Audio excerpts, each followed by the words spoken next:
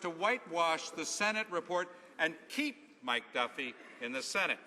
There's a culture of cover-up and corruption in the Prime Minister's office. When is the Prime Minister finally going to come clean?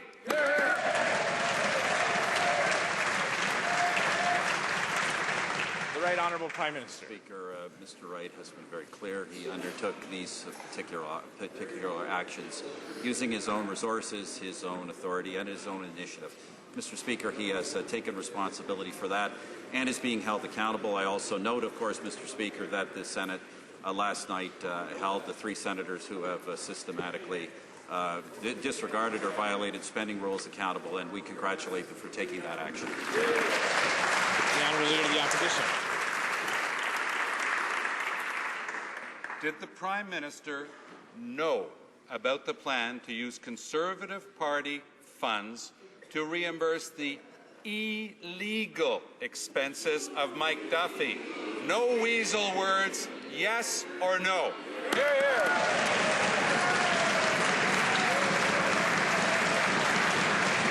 The Right Honourable Prime Minister. Once again,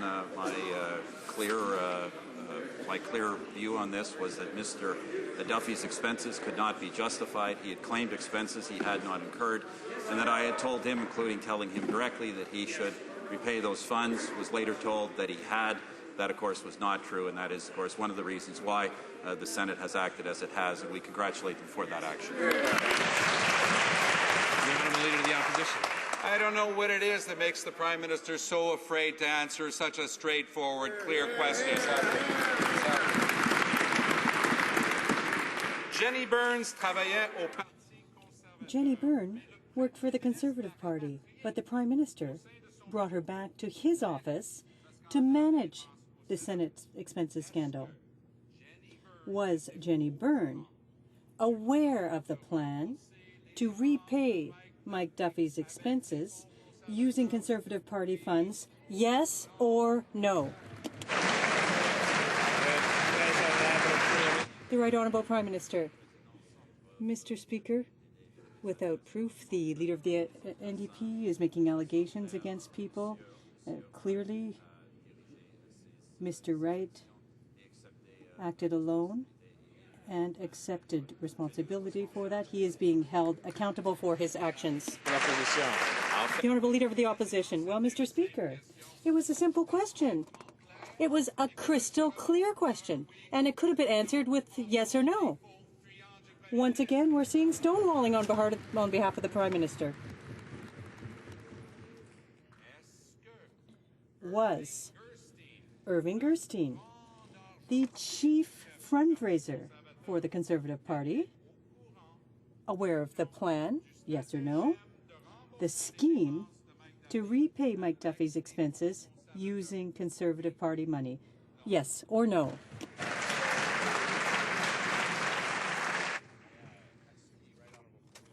To answer the question, I just want to remind members that there have been many speakers' rulings about the clear delineation between party activity and government activity. I just hope members, as I heard it, it seemed mostly to do with party business, but I'll let the Right Honourable Prime Minister answer. Mr. Speaker, the Leader of the NDP is trying to blame people for actions of others. The facts here are absolutely clear. Mr. Wright has been very clear on all of these matters. He has taken full responsibility for his actions, and he is being held accountable. As we expect, Mr. Speaker, in this party, we hold people personally accountable for their actions. The Honourable Leader of the Opposition. Mr. Speaker, just to be clear, perfectly clear, this is about a cover-up in the Prime Minister's office. This is government business. This is the public's business.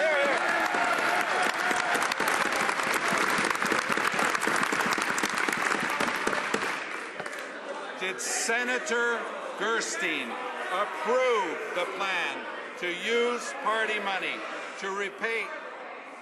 Did Senator Gerstein approve the plan to use party money to repay Duffy's illegal expenses when he thought that the cost was just $32,000? Is it a question of principle or a question of price?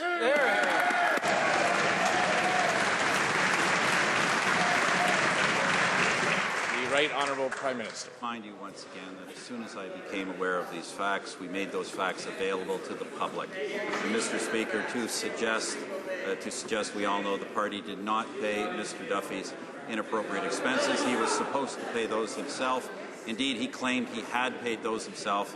He had not, and obviously for that reason, he was no longer a member of our caucus and has been further sanctioned by the Senate as is appropriate. The honourable member for Papineau. Thank you, Mr. Speaker. Tonight, this House will vote on a motion that would compel everyone involved in the PMO ethics scandal, including the Prime Minister, to testify under oath. I am sure every single Conservative MP would agree with their former colleague from Edmonton St. Albert that their constituents want answers.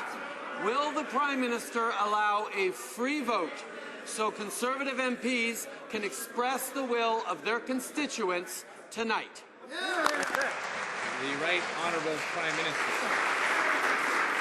Well, I guess, Mr. Speaker, the Liberal Party had its chance in the Senate last night to demonstrate some kind of accountability. Of course, what the Liberal senators did is exactly what we would expect, as they've all through this defended the rights of senators to do whatever they want to do, whether they're within the rules or not. Mr. Speaker, once again, the Liberal Party exhibited the culture we've come to know from that party, which is the culture of being entitled to your entitlements. On that side, Mr. Speaker, on this side, we expect people to follow the rules. The honourable member for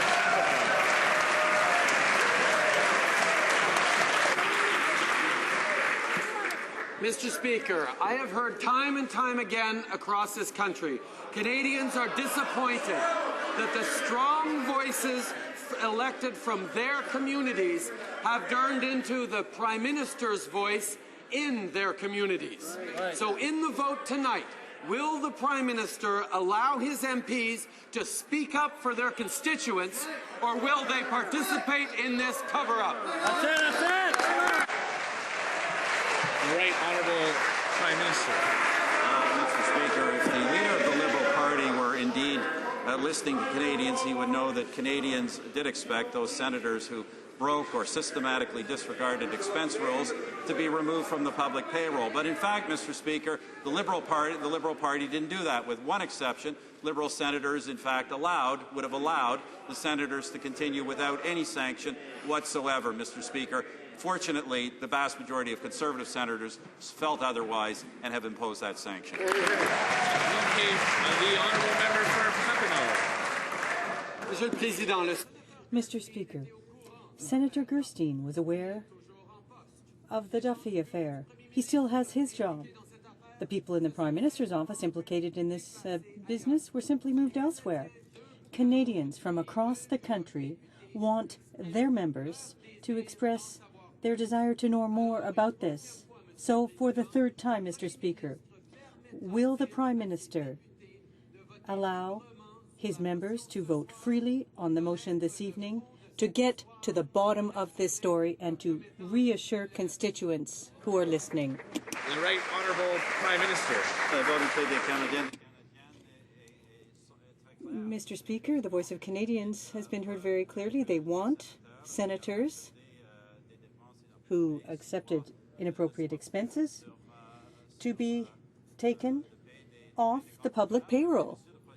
Mr. Speaker, the Liberal Party voted to keep these senators in their positions. Mr. Speaker, thanks to the Conservative senators, they voted in favour of these harsh sanctions. The Leader of the Opposition. Nigel Wright has told the police that Irving Gerstein approved the original plan to pay back Mike Duffy's illegal expenses using party money. Gerstein told the Conservative Convention this weekend that he dismissed the idea out of hand. Both can't be true. Did Senator Gerstein lie to Conservative Party members? The Right Honourable Prime Minister. Once again, Mr. Speaker, the decision to repay Mr. Duffy his inappropriate expenses was Mr. Wright's decision. That's a decision he took himself, that he's taken responsibility for, and obviously the actions of him and Mr. Duffy were not accurately communicated to me or to the Canadian people. And Mr. Speaker, that is where the responsibility lies. That's where it is lie, and they are being held accountable. The Honourable Leader of the Opposition. Actually, the word lie does apply, but one of those two versions has to be a lie. Mr. Gerstein can't be telling the truth, and Nigel Wright. Exactly. The question was, did Gerstein approve the plan, yes or no? And as usual, the Prime Minister refuses to answer. Exactly. So let's talk about legal expenses. Of the legal expenses the party did cover for Mike Duffy, the Prime Minister's office says the party was assured the invoice was for valid legal fees related to the audit process. What legal work was done relating to the audit process? The Right Honourable Prime Minister. Of course, Mr. Speaker, that's a matter of party business, not of government business. And in fact, Mr. Speaker, the facts have been made very clear on that. The political parties do provide legal support to their members of Parliament of both houses from time to time. The leader of the NDP should be no stranger to this.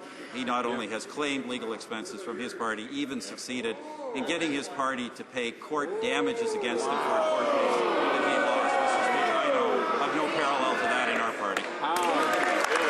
The Leader of the Opposition.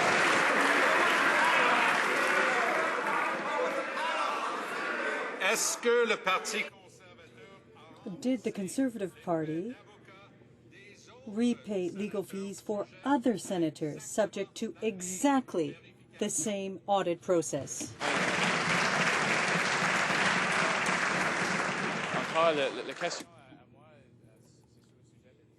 This question deals with party activities. In the question, it started off with did the Conservative Party? It's not the Prime Minister's responsibility as Prime Minister. I see the Right Honourable Prime Minister on his feet to answer the question, but I hope that all members will recall the principle that questions must deal with government business. The Right Honourable Prime Minister. Mr. Speaker, as we all know full well, the decision to provide legal assistance to MPs or senators is a decision made by a political party. For these expenditures, if it wasn't a decision of the government. The Honourable Leader of the Opposition. The question was, why one and not the other? Let's look at another example. The Prime Minister said it is clearly inappropriate to try and collect travel expenses when one is living at a residence he or she has not had for many, many years. Carolyn Stewart Olson admits she charged her expenses to taxpayers for a home she lived in for decades before becoming a senator. Why is it appropriate in her case? Excellent. Because I have an opinion. The Senate has made very clear it is looking at the expenditures of all senators, but the Leader of the Opposition once again makes broad-brush allegations against all kinds of employees and senators. I have no information that would corroborate what he says, but obviously, Mr. Speaker, we will see what the final findings of the audit in the Senate are. The Honourable Leader of the Opposition. Has anyone from the Prime Minister's office discussed the investigation of Rod Zimmer's expenses with Conservatives in the Senate? And the Right Honourable Prime Minister. Mr. Speaker, I'm not aware of what that discussion would be. I understand this particular member is no longer a member of the Senate, but it's my understanding, Mr. Speaker, although this is Senate business, it's my understanding that the Senate is examining during this Parliament the expenditures of all senators, past and present. The Honourable Leader of the Opposition. Who in the Prime Minister's office is in charge of briefing senators before they speak to the media? The Right Honourable Prime Minister. Mr. Speaker, clearly the Prime Minister's office provides media advice to members and senators.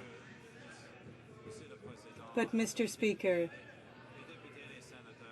members and senators are constitutionally responsible for their actions and their words. The Honourable Leader of the Opposition, from time to time, who rehearses the questions with senators? The Right Honourable Prime Minister. Starting to really have trouble figuring out what any of this has to do with government business.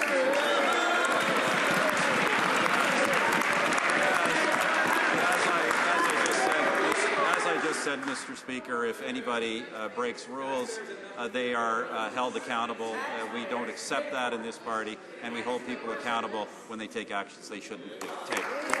The Honourable Leader of the Opposition.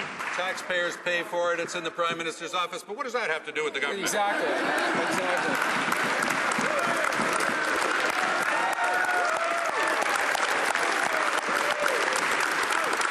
S'il est vrai.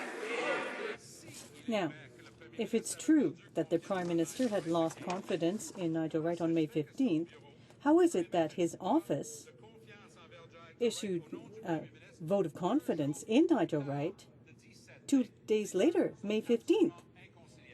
Those two are irreconcilable.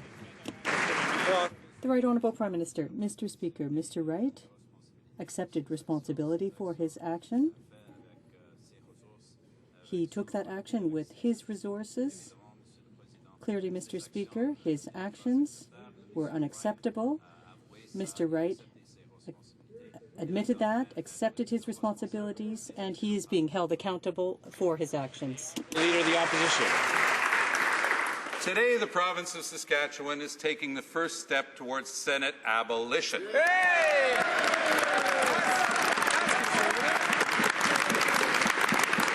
Why is the Prime Minister, just like the Liberal leader, defending the status quo for the Senate?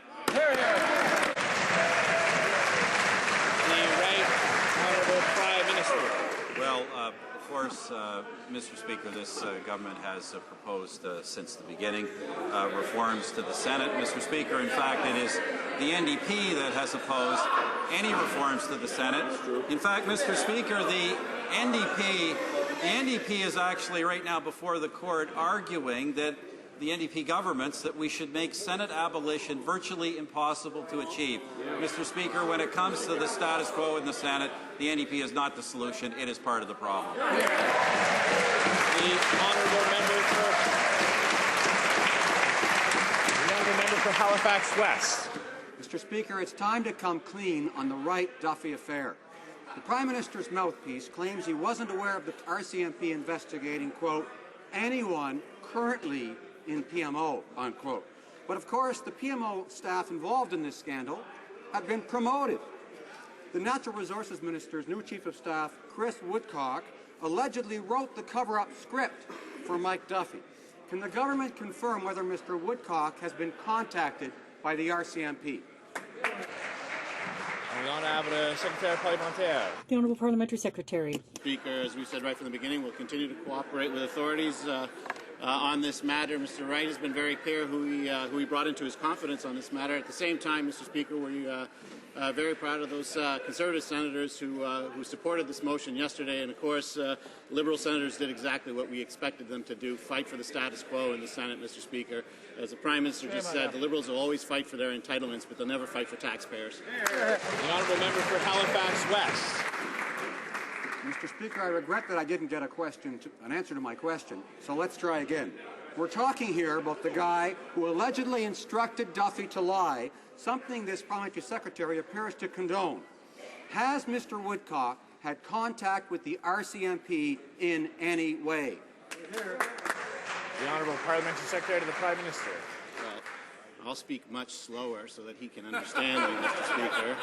We will continue to work with the authorities on this matter. Mr. Wright was very clear who he brought into his confidence on this, Mr. Speaker. If only the Liberals, though, would have actually supported taxpayers and those Conservative senators and actually voted to suspend these 3 senators. I'm very proud of the fact that Conservatives on this side of the House and Conservatives in the Senate will always stand up for taxpayers. The honourable member for Halifax West. Monsieur le Président. Mr. Speaker, instructing someone to lie to cover up the Wright-Duffy agreement could constitute a criminal offence. Chris Woodcock was advisor to the Prime Minister, his Mr. Clean. Now he's been promoted to Chief of Staff for a minister. Was Mr. Woodcock contacted by the RCMP, or did he proactively provide documents or email? The Secretary of Parliament. The Parliamentary Secretary. Continue to work with the authorities in this matter, and as I've said on a number of occasions, Canadians have said loud and clear they wanted accountability in the Senate yesterday, and unfortunately Liberal senators once again let them down as they're fighting very, very hard for the status quo, are the Liberal senators. But again, Mr. Speaker, on this side of the House, and of course our senators, our Conservative senators in the Senate, did Canadians proud yesterday by suspending these 3 senators without pay, Mr. Speaker, and standing up for taxpayers. And the Honourable Member for Vancouver East. Mr. Speaker, the Conservatives are failing on one of the most important issues for Canadians, health care.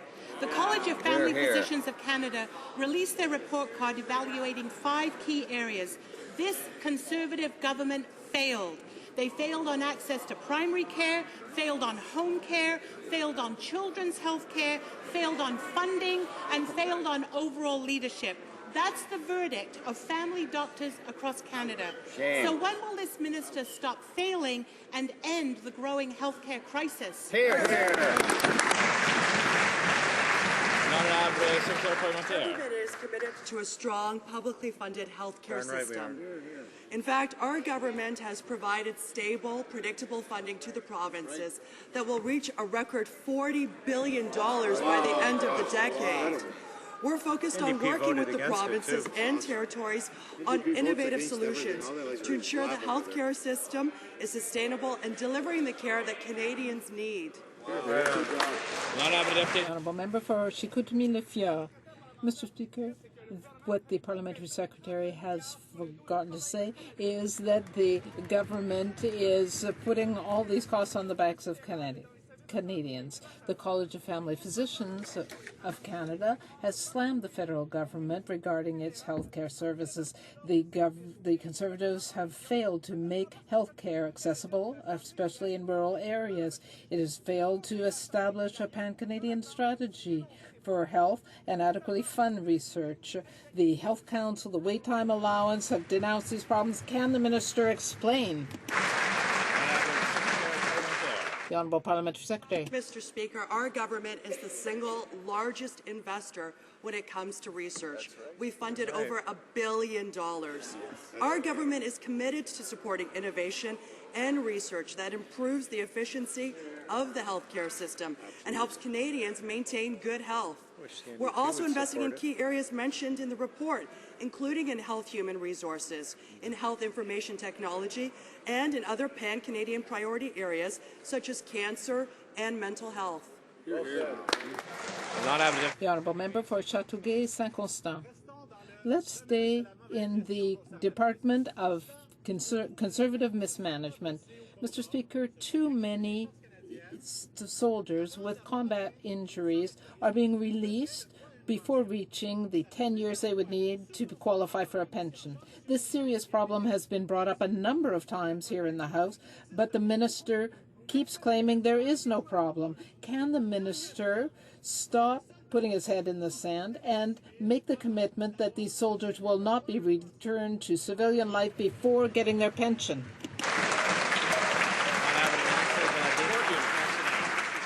The department makes every accommodation to ensure that soldiers are kept in the forces and provided with the best possible care before being considered for release, Mr. Speaker. I cannot comment on the specifics of any particular case, Mr. Speaker, but I will say with respect to pension eligibility that it's based on long-standing terms and determined by how much accrued time each individual has accumulated, Mr. Speaker. That has not changed. Member for Sackville, Eastern Shore. Mr. Speaker, in a question last week, the minister clearly said in terms of Corporal David Hawkins that everybody is released from the military when their time is ready, when they seem fit to leave. The reality is, Mr. Speaker, in Corporal Hawkins' case, that is not the truth. He had a grievance filed against the Defense Department, and in the middle of that grievance, he was let go. before his 10 years. Mr. Speaker, it's clear this government is trying to balance its deficit in the Defence Department on the backs of our injured heroes. So my question, Mr. Speaker, it's too late for David Hawkins right now, but for the other 200 every year that are medically released before their 10 year, will the minister now put a stop to this process and ensure the heroes of our country get the benefit they so richly deserve?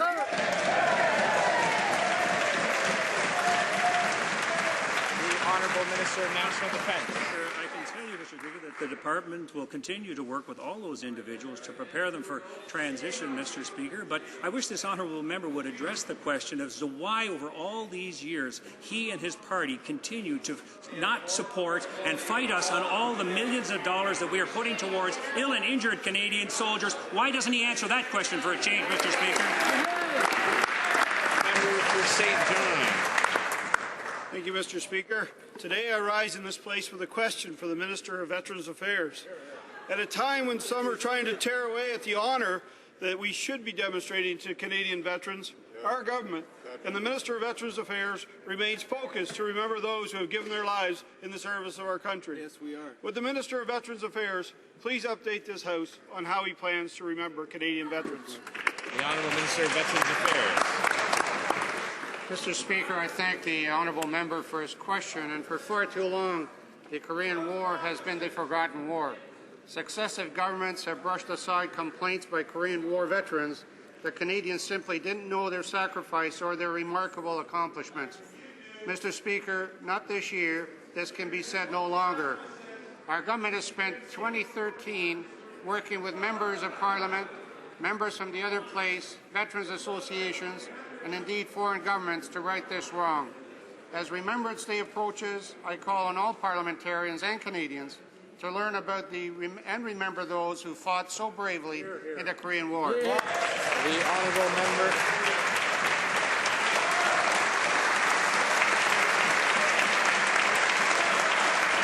The honourable member for Nanaimo, Cowichan. Mr. Speaker, the courts have struck down parts of Budget 2012. The Conservatives' unilateral changes to social assistance in Mi'kmaq communities targeted Canada's poorest citizens, and the Conservatives couldn't even say who their changes would affect. So will the minister admit his mistake and abandon his plan to gut social assistance?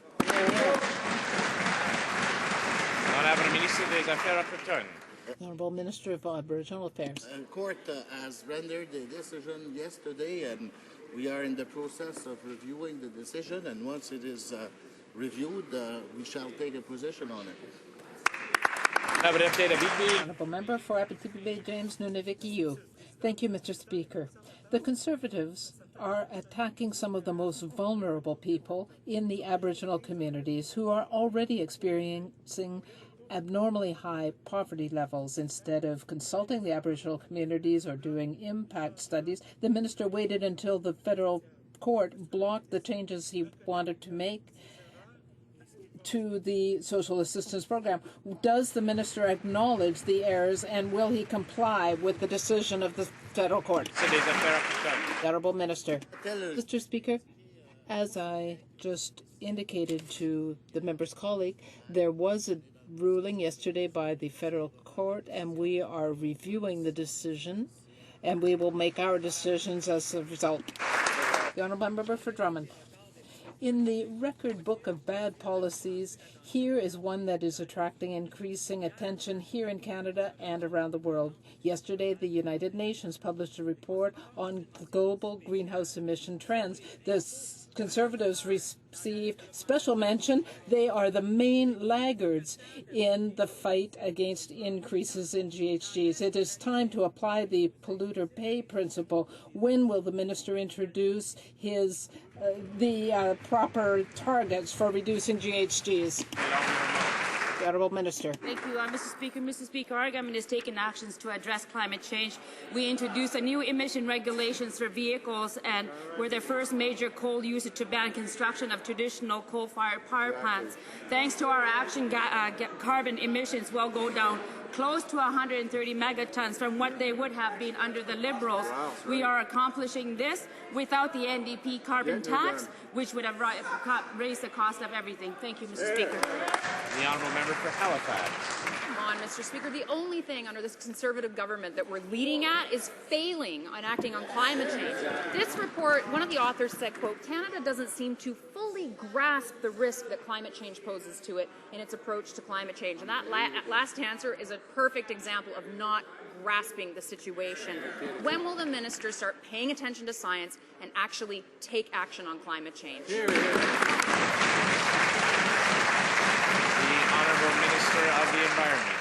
Thank you, Mr. Speaker. Mr. Speaker, our government is taking actions on climate change. We contributed $1.2 billion to developing countries so that they can reduce their carbon emissions and adapt to changes. We are also a founding member of a major financial contributor of an international coalition taking actions to reduce pollutants like black carbon. We have also made addressing these pollutants a priority under the Arctic Council chairmanship. Thank you, Mr. Speaker.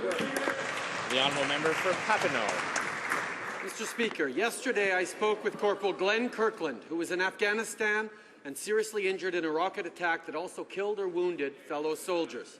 His fight for the honourable treatment of our veterans is the latest chapter in his story of bravery. Will the Prime Minister make two commitments for our honoured veterans? Will he ensure that no soldier injured in combat is involuntarily discharged from the forces before they qualify for their pension? And will he reverse the closure of 9 veteran service centres in communities like Sydney, Kelowna and Brandon? The Honourable Minister of National Defence.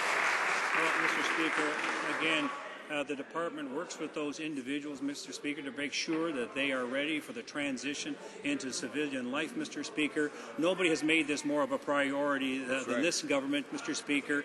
And I have to ask the honourable member, after a decade of darkness when Liberals did nothing in this file, why is it only about a week before Remembrance Day that they discovered this file, Mr. Speaker? We make this a priority 52 weeks of the year. That's the difference.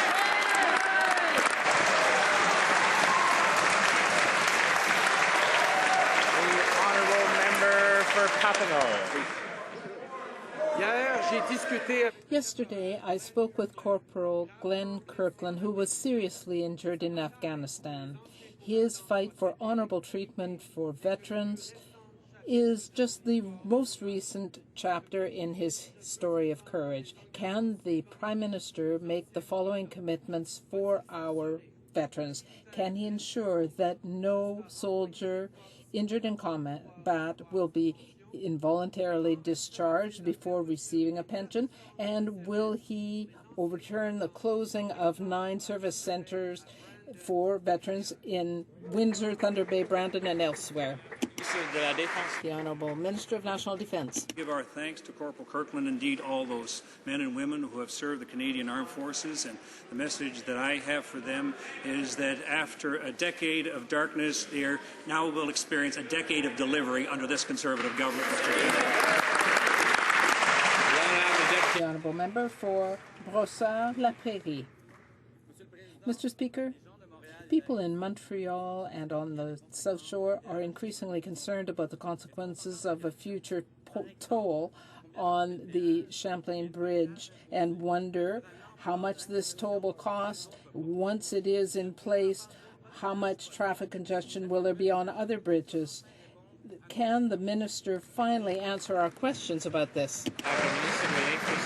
Honourable Minister of Infrastructure. Mr. Speaker, I will be pleased to repeat, there no toll, no bridge. We want to meet the needs of the people of Greater Montreal. We want to also take into account the needs of taxpayers and their ability to pay across the country.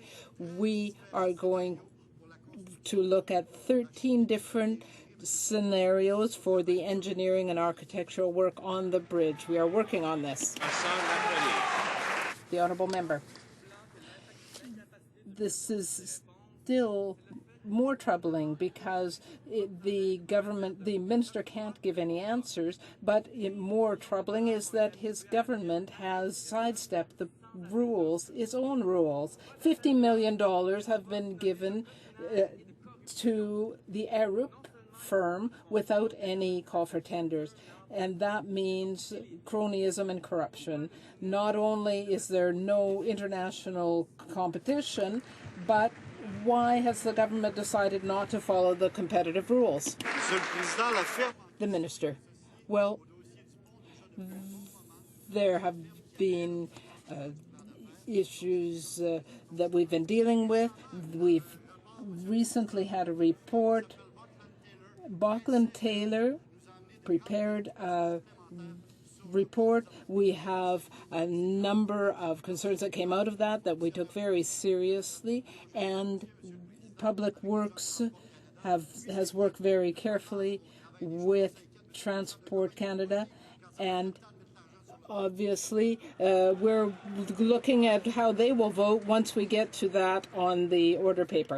Elder abuse is a serious crime that should not be tolerated. Horrible. Starting today, Canadians across the country will recognize National Senior Safety Week. This year, the focus will be on raising awareness and preventing financial fraud amongst older Canadians. Financial abuse, one of the many forms of senior abuse, deprives seniors of their dignity and peace at a time of life when they should feel safe and secure. Can the Minister of State for Seniors please tell this House what our government is doing to help tackle financial abuse? Great question. Great question. The Honourable Minister of State. Thank you, Mr. Speaker. I'd like to thank my colleague from Elmwood, Transcona, for that excellent question. Any form of elder abuse will not be tolerated by our government. That is why we have passed legislation to ensure tough sentences for those who have taken advantage of seniors. We have increased funding for New Horizons, which deals directly with financial abuse. We have also increased the availability of information and resources to help abused seniors and their families. And we are working together with the provinces and territories, with organizations and with individuals in order to continue our work in tackling elder abuse. The Honourable Member for Labrador.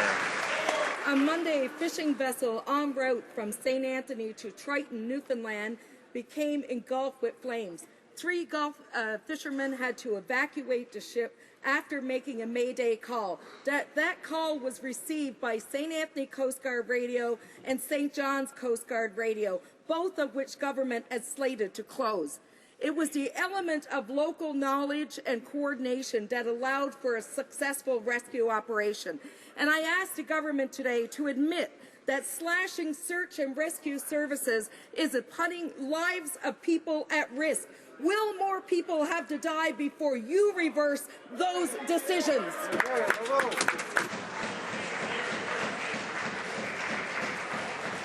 The Honourable Minister of Fisheries and Oceans. Thank you, Mr. Speaker. First of all, I want to thank private citizen Terry Ryan and the other private citizens who responded to the call. I also want to thank the Canadian Coast Guard, Canadian Forces personnel, to being involved in this rescue, which saved 3 people, thankfully. The fact that a private vessel responded after a Mayday call was issued by both the burning vessel and the Canadian Coast Guard, and they were first on site, is an example of how the Mayday system works well, Mr. Speaker. The closest vessel headed out to the disaster. The Mayday was issued at 6:20 a.m. and in 9 minutes, a Hercules from Greenwood, a Coast Guard ship at a Lewisport, and a helicopter out of Gander were tasked with responding. Wow. The Honourable Member for Edmonton Strathcona. Mr. Speaker, the RCMP is now investigating Regina's International Performance Assessment Centre for alleged fraud and breach of trust. The federal government gave $4 million to IPAC towards research on carbon capture and storage. Mr. Speaker, Conservatives have been aware of these problems for some time. Have they been contacted by the RCMP? And what actions are they taking to recover any misspent taxpayer monies? The Honourable Minister of State for Western Diversification. Well, thank you to my colleague for her question, and it's my first time answering her in her role as critic to the Western economy, one of several in her caucus. But on this matter, this matter is before the RCMP, and we will not comment further. The Honourable Member for Fort McMurray, Athabasca. Mr. Speaker, the oil sands creates hundreds of thousands of jobs in communities right across Canada. course, you notice the Conservatives clap for that, Mr. Speaker, because our government knows that Canadians benefit from resource development, and we have been clear that the Keystone XL project will create fantastic jobs for Canadians and tremendous growth in our economy. Could the Parliamentary Secretary please update this House on the work the Minister is doing to support Canadian jobs and add to Canadians' quality of life? The Honourable Parliamentary Secretary. Mr. Speaker, I'd like to thank the member for Fort McMurray, Athabasca, for that great question. The Minister of Natural Resources is in Washington today, advocating for Canadian jobs in our resource sector. The difference between our approach and that of the NDP could not be more stark.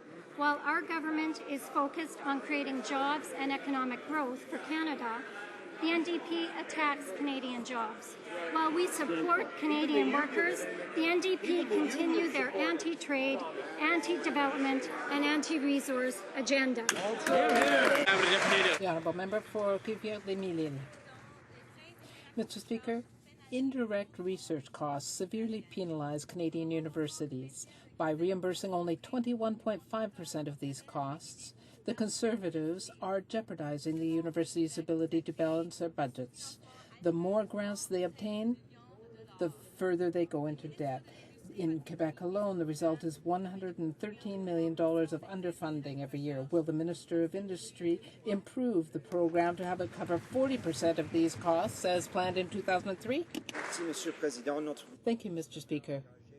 Our government remains committed to science, technology, and innovation, and this is why we are consulting our various institutions to reassess this program because we want to spend taxpayers' money well. The Honourable Member. Mr. Speaker, after the Quebec government, the municipalities of Greater Montreal, the South Shore Business Community, now 61% of residents in the Montreal region have rejected the federal government's toll on the future Champlain Bridge. The political lieutenant for Quebec is once again isolated. Rather than impose his views and sidestep the contracting rules that the government has put into place and that we are hearing about in the Charbonneau Commission, when will the government really sit down and stop working alone? The Minister. Since 2011, when we launched the process to build a new bridge across the St. Lawrence River, we've had 55 meetings between Transport Quebec and Transport Canada and also people from Montreal. When the day that we announced there would be a new bridge, we announced there would be a toll and that we would have public transit on the bridge. So this is not a surprise. We have to do it because they don't understand. That concludes question period for today. On the occasion of Veterans Week, I would like to draw to the attention of honourable members the presence in the gallery of some of our war veterans, namely Mr. Bill Black, a Korean War veteran, Mr. Wayne McCulloch, a peacekeeping veteran, Mr. Jody Middick, an Afghanistan War veteran, and Mr. John Jack Caldwell McLean, a Bomber Command veteran.